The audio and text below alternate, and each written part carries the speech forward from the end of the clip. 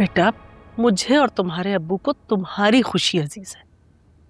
अगर तुम्हारा दिल समीर के लिए नहीं मानता तो हम आपा को मना कर देंगे।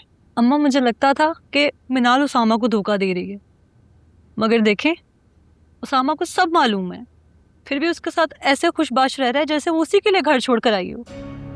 इस बात की तो मुझे भी हैरत है, लेकिन क्या माजरा है मुझे कुछ समझ में नहीं आ रहा। अम्मा, बात पता है क्या है? दरअसल उसामा मिनाल की खूबसूरती से मुतासिर हो गया, या फिर वो उसकी मदद कर रहा है कि वो समीर को फिर से हासिल कर ले। मुझे बताएं, कोई गैरतमंद इंसान ऐसे कर सकता है? उसामा ऐसा कुछ नहीं कर रहा, ना ही मैंने उसे ऐसा कुछ करने के लिए कहा है। And for your kind information dear Kinza, जब मेरी समीर से शादी की प्लानिंग चल रही थी तब उसने मुझे तुम्हारी भिनक भी नहीं पड़ने दी। यहाँ पे कसूर सिर्फ समीर का है, ना तुम्हारा, ना मेरा और ना ही उसामा का। अच्छा, अब समीर बुरा हो गया? जिसके लिए तुम अपना घर छोड़ कर आई हो वो बुरा हो गया?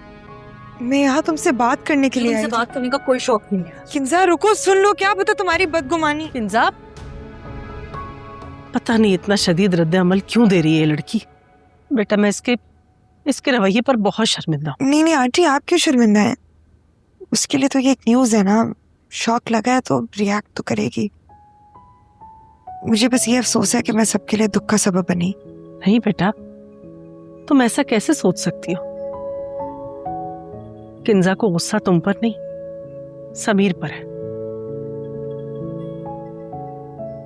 अपनी तवक्कुआत और उम्मीदें टूटने का बहुत दुख है उसे। गलती हम माँ बाप की भी होती है। बचपन से हम अपने बच्चों के दिमाग में ये बात ठूंस देते हैं कि वो एक दूसरे के पाबंद हैं। किंजा ने तो समीर को कबूल कर लिया, मगर समीर ने तुमने कुछ खाया? मैं तुम्हारे लिए खाना लाऊं? नहीं आंटी, थैंक यू, मैं कमरे में जाऊंगी।